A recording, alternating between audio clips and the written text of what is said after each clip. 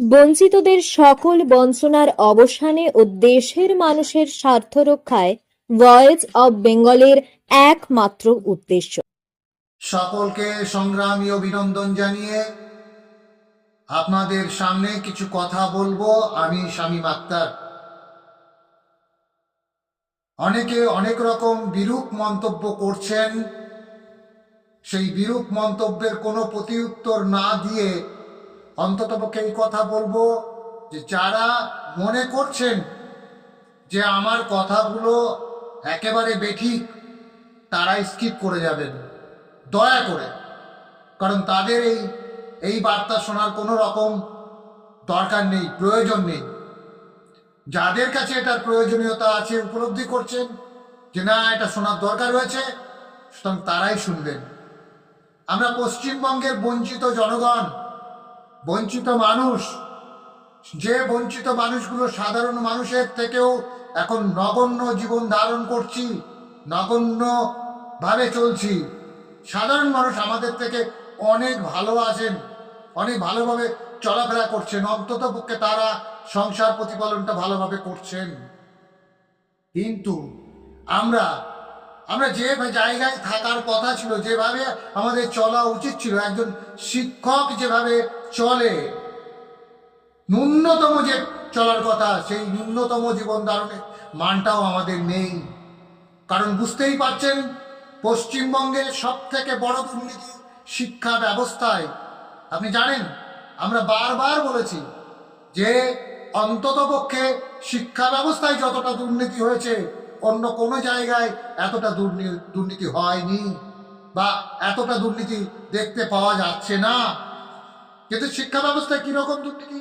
সব থেকে বড় দুর্নীতি শিক্ষা ব্যবস্থায় আমরা যেগুলো দেখতে পেয়েছি, এসএসসি কেলেঙ্কারি, টেট কেলেঙ্কারি, এসব কেলেঙ্কারিগুলো আছে।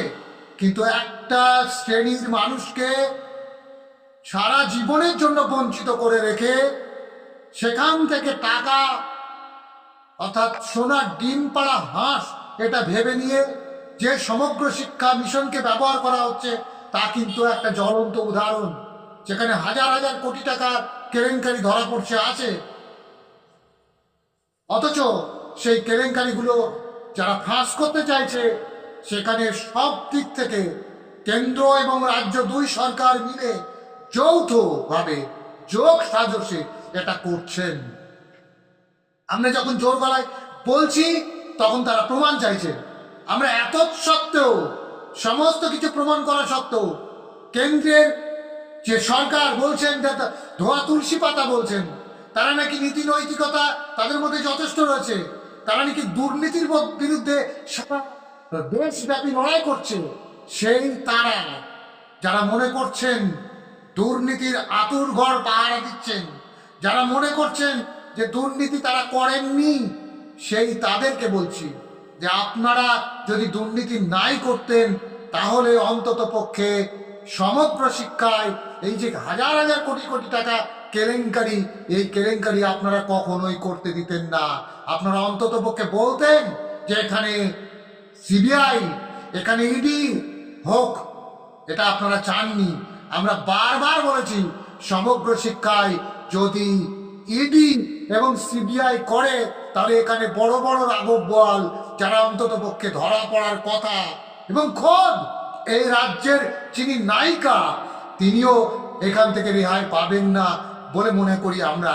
সুতরাং সে জায়গায় দাঁড়িয়ে আমি অন্তত পক্ষে মনে করি, আমরা অন্তত পক্ষে মনে করি, যারা লড়াই করছি, রাস্তার লড়াই এবং আদালতের লড়াই রয়েছি, তারা মনে করছি যে এখানে আরো অনেক বড় কেলেঙ্কারি যুক্ত। এই কেলেঙ্কারি যদি উদ্ঘাটন করতে হয়, এই কেলেঙ্কারি যদি দ্বার উদ্ঘাটন করতে হয়, তাহলে এগিয়ে আসতে হবে, সংশ্লিষ্ট সকলকে এগিয়ে আসতে হবে, এবং রাষ্ট্র নেতাদেরকেও এগিয়ে আসতে হবে আন্তরিকতার সঙ্গে।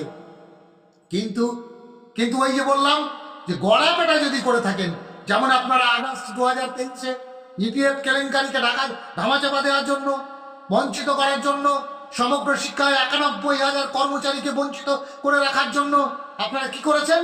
আপনারা করলেন ধোয়া তুলসী পাতা। যেটা করলেন সেটা কেন্দ্রীয় শ্রম দপ্তরকে দিয়ে এক্সামশন ফাইল দিলেন। কিন্তু প্রথম দিকে দিতে পারেননি কেন? এ প্রশ্ন আমাদের, উত্তর আপনাদের দিতে হবে। এই প্রশ্নের উত্তর চেয়েই বলবো যে কে কত বেশি কমেন্ট করতে পারেন করুন। আমি আপনাদের চোখে আঙুল দিয়ে দেখিয়ে দেবো যে কোথায় কোথায় ঘাপলাটা হয়েছে। আপনি মনে করবেন না, আপনারা মনে করবেন না যে আপনারা এখানে কমেন্ট করে পার পেয়ে যাবেন।